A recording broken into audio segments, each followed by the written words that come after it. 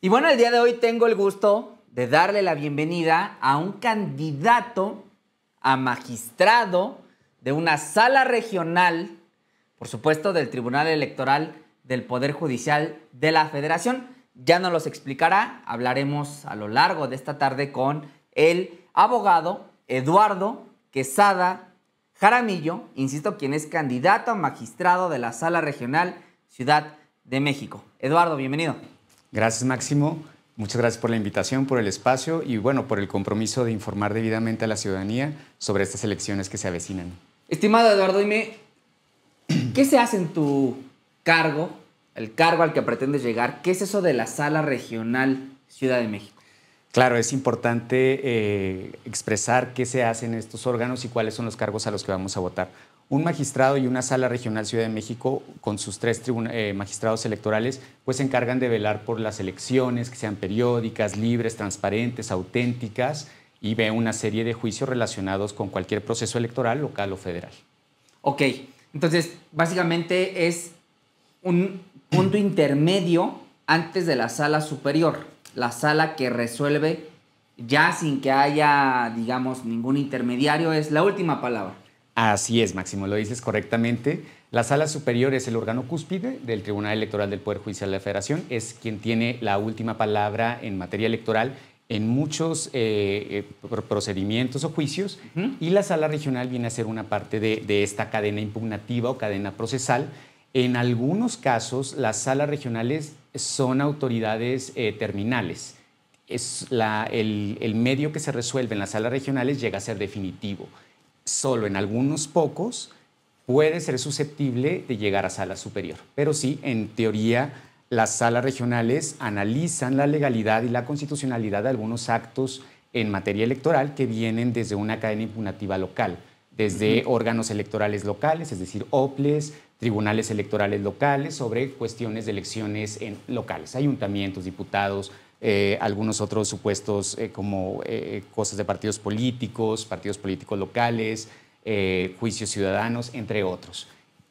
La mayoría son definitivos en la sala regional y unos pocos pueden ser susceptibles de llegar a sala superior. Ahora dime, ¿para qué quieres ser magistrado en esta sala Ciudad de México?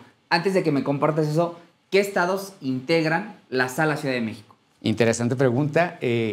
Son 6 estados. Esta es la 4ª circunscripción, que se compone por los estados de Morelos, Hidalgo, Tlaxcala, Puebla, Guerrero y Ciudad de México. O sea, ¿solo la gente de estos estados puede votar por ti? Así es, Máximo. Ok. Entonces, Morelos, Puebla, Tlaxcala, Hidalgo, Guerrero y Ciudad de México. Ok. Son estas entidades. Y ahora sí, cuéntame, ¿para qué quieres ser magistrado electoral? Pues quiero ser magistrado porque yo soy un abogado con especialidad en Derecho Electoral, en materia electoral. Me he dedicado 18 años a las elecciones. He pasado por las principales instituciones electorales del país. He trabajado en una sala regional en la 2ª circunscripción en Monterrey durante 6-7 años. Luego en el Consejo General del INE estuve también 3 años en esa institución.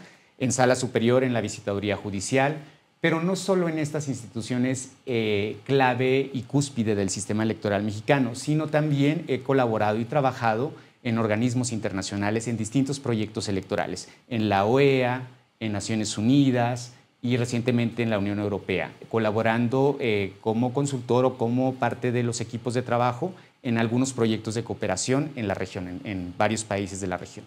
¿Qué estudiaste? Estudié Derecho, soy abogado. ¿Pero solo la licenciatura? ¿Tienes otros grados? Claro, mi licenciatura es en Derecho, luego estudié la maestría en Derecho Constitucional y Gobernabilidad en Monterrey, posteriormente la especialidad en Justicia Electoral y algunos otros diplomados en elecciones, gobernanza, en análisis político estratégico, en materias relacionadas a mi campo. O sea, entonces tienes la solvencia, digamos, en trayectoria de trabajo, claro, la profesional, pero también el pueblo ahora está buscando que se tenga una solvencia ética, claro, y de compromiso con el pueblo. Fíjate, el día de ayer, el señor Edmundo Jacobo Molina, que seguramente lo has de conocer bien, quien fuera secretario ejecutivo del INE y ahora uno de los dirigentes del pues lo que pretende ser la Marea Rosa hecho partido. Nosotros le decimos Movimiento Cucaracho porque está integrado, por supuesto, por el señor Acosta Naranjo. Bueno, al día de ayer, el señor Edmundo Jacobo dijo con Carmen Aristegui que le parece muy sospechoso que haya un interés particular ahora de la ciudadanía del pueblo de participar como observadores electorales. Dice Edmundo Jacobo que en la constitucional, en la de 2024, solo hubo 34,000 observadores electorales y que le parece muy extraño ahora que el pueblo se haya arrojado a ser observador electoral. 60,000 personas ya registradas, más de 60,000.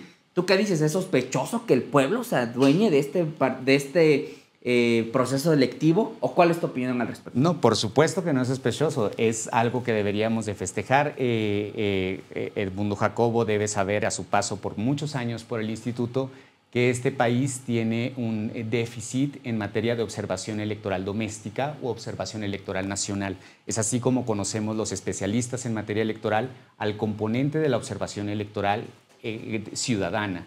En otros países está muy consolidado, como en Colombia. La materia de la observación electoral es clave en una elección.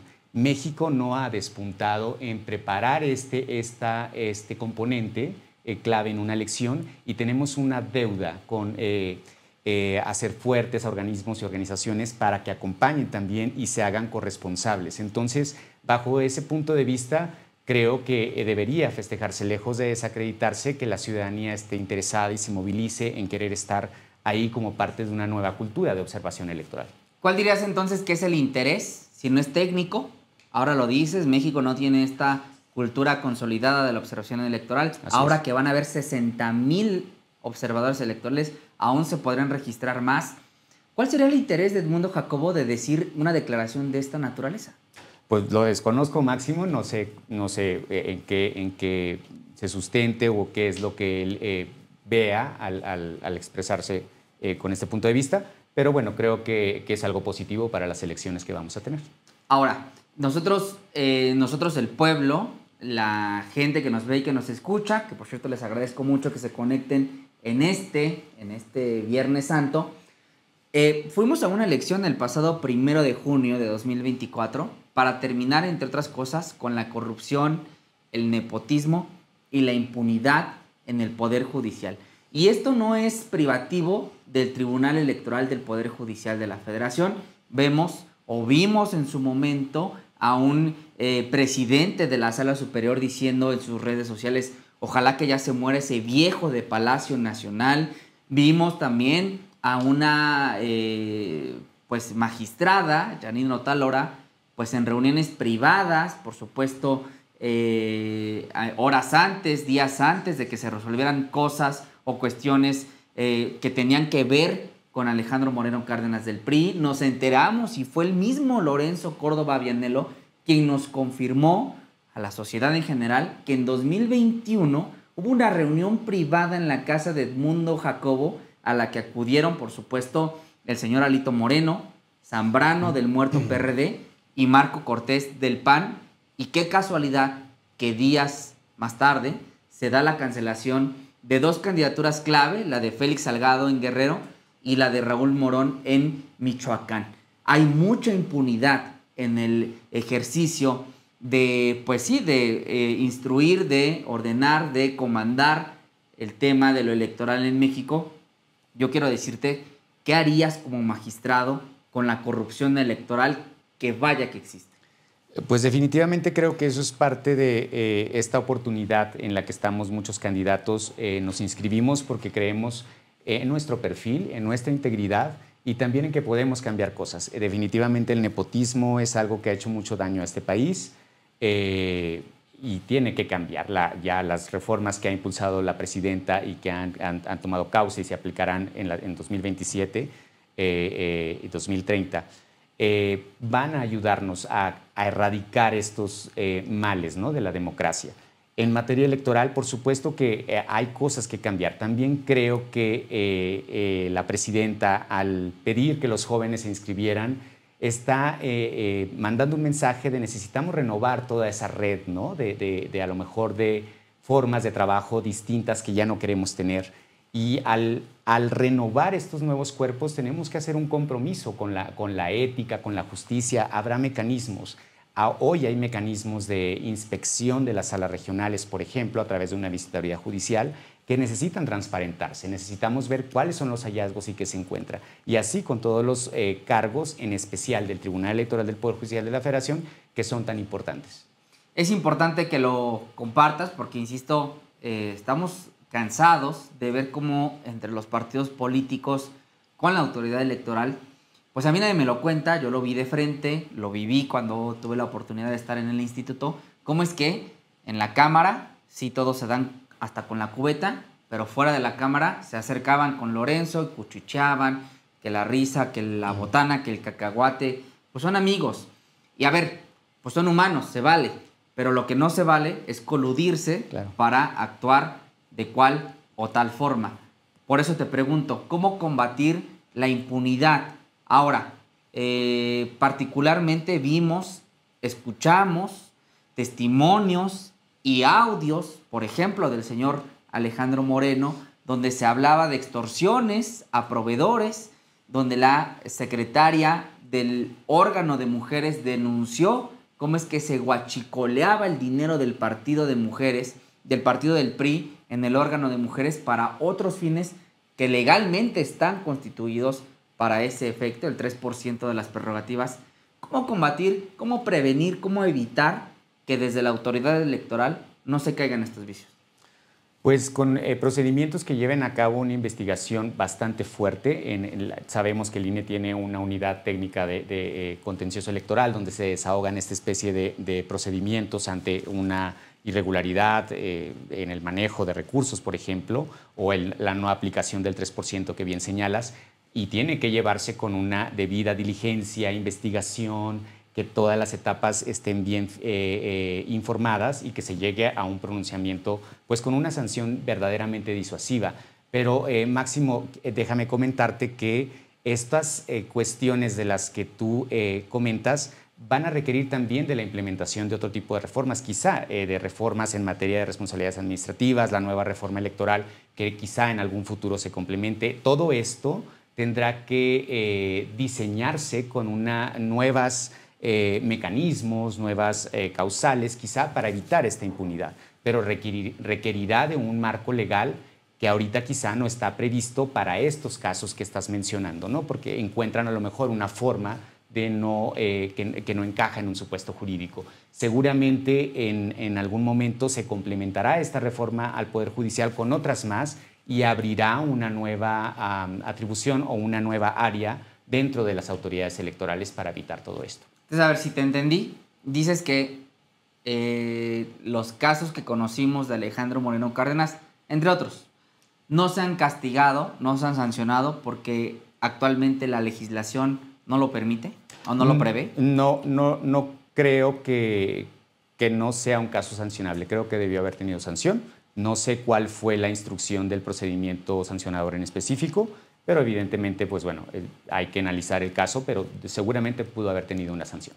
Ahora, hablando sobre justo reformas sobre justicia electoral y demás, el presidente López Obrador, de hecho este plan C es una derivación del plan A, era una reforma electoral claro, que entre otras cosas pretendía pues eliminar órganos electorales, tribunales locales, porque todo llega, tú lo sabes, llega a la sala regional Ciudad de México, Monterrey, Toluca, y al final es la sala superior la que termina teniendo la última palabra. ¿Para qué queremos jueces, magistrados locales en tribunales electorales locales?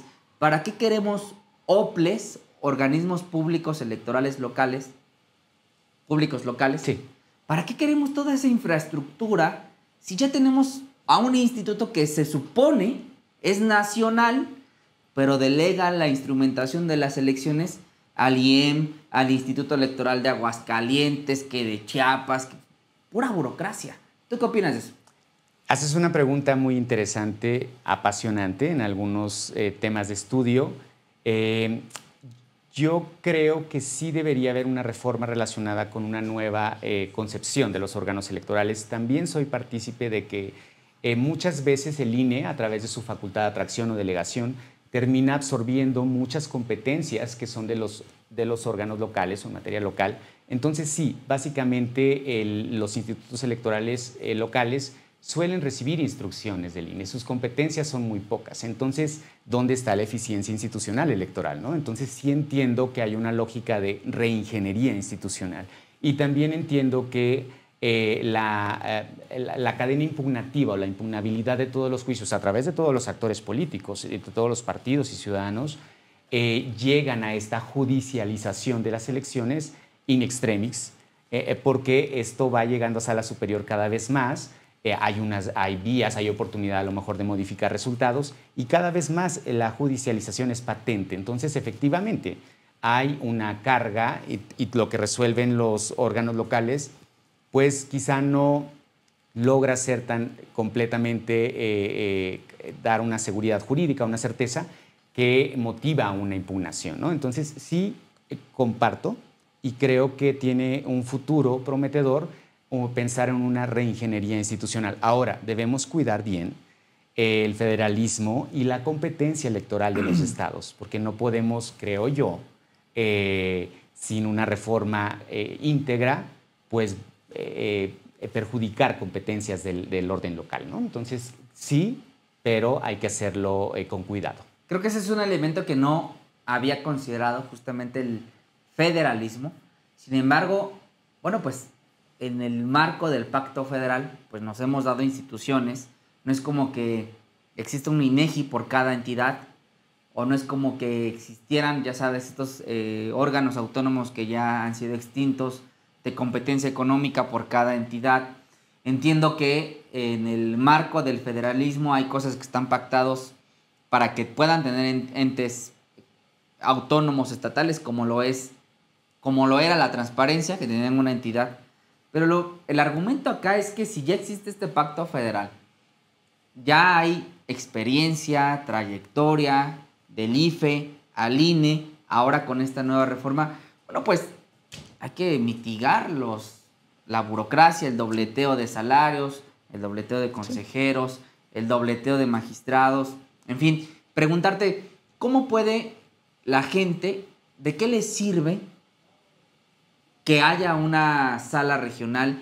¿Cómo pueden acercarse a una magistratura como la que buscas encabezar, estimado Eduardo? ¿Para qué le sirve a la sociedad que haya magistrados electorales? Pues es súper relevante la existencia de un órgano electoral regional superior también, por supuesto, porque la base de nuestra democracia pasa por el ejercicio de estos derechos. La integración de todos los órganos y cargos de representación popular pasan por el ejercicio de nuestro derecho al voto. Y cuando nosotros somos corresponsables y queremos participar y queremos hacer patente nuestro deseo de que nuestros derechos electorales sean respetados, pues para eso están estas salas. Un punto importante también es que es necesario que tengamos una mira de progresividad en los derechos político-electorales. ¿Podrías describirnos cuáles son esos derechos políticos electorales a los que tenemos derechos todos los ciudadanos mexicanos? Claro que sí, Máximo, son el derecho a votar, a ser votado, afiliarse, asociarse, conformar órganos de representación a nivel local, algunos otros, tener una campaña con equidad, justicia, libre de violencia política contra las mujeres, libre de discurso de odio, entre otros, ¿no? Tenemos derechos ciudadanos, derechos de cualquier tipo, ¿no? ¿Cuándo se suspenden ese tipo de derechos? Pues, por ejemplo, en materia de candidaturas tenemos los registros, la etapa de registros. Eso requiere que cumplas con unos requisitos establecidos en la Constitución, ya sea federal o local, depende del cargo. Por ejemplo, ser mexicano, tener 35 años, etcétera, varios requisitos. Uno de ellos es no tener una sentencia, ¿no? Y en este caso, si tú tuvieras una sentencia por alguna de las causales o de las recientemente, por ejemplo, de ser deudor alimenticio, etcétera, pues eso acredita una suspensión de tu derecho a ser candidato porque pues no hay un impedimento. Por ejemplo, pues también el derecho a votar por sentencia firme y algunos otros casos pueden darse, hay hipótesis de suspensión de derechos, generalmente a través de las candidaturas. Ya, estamos hablando con el abogado Eduardo Quesada Jaramillo, quien busca ser magistrado de la Sala Regional Ciudad de México. Si pudieras decirnos cuál es tu principal propuesta, tu principal compromiso, ¿cuál sería? Definitivamente tenemos que llegar a los cargos a los que estamos compitiendo teniendo a la gente, al ser humano en el centro de nuestras decisiones. Pensar que cada sentencia que emites va a ser leída por una persona que a lo mejor no domina un lenguaje técnico, por citar un ejemplo, entonces tú tendrías que cambiar tu forma de emitir las sentencias. Pero de igual forma, tu empatía con la problemática que se esté exponiendo ante tu escritorio y ante tu cargo, ¿no?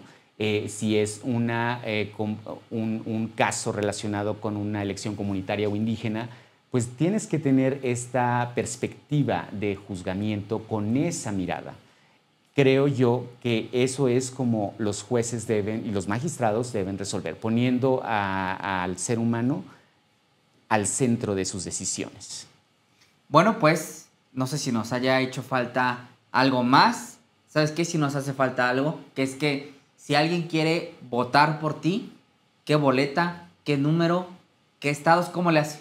Gracias, Máximo. Pues yo les agradezco si pueden checar el perfil en Conóceles, y mi boleta es la color salmón, el número es el 18, mi nombre es Eduardo Quesada, y pues podrían votar por mí en los estados de Guerrero, Hidalgo, Morelos, Tlaxcala, Puebla y Ciudad de México. Y vayan a votar. Bueno, sí es importante que salgan a votar este próximo 1 de junio y usted no le haga caso al señor Edmundo Jacobo, participe como observador electoral en este histórico proceso de la elección judicial. Y por lo pronto, mi querido Eduardo, te agradezco mucho que nos hayas acompañado el día de hoy en Subjetivo. Muchas gracias, Máximo. Y gracias a usted que se queda totalmente en vivo. Vamos a un pequeño corte comercial para despedir a nuestro invitado y ya volvemos.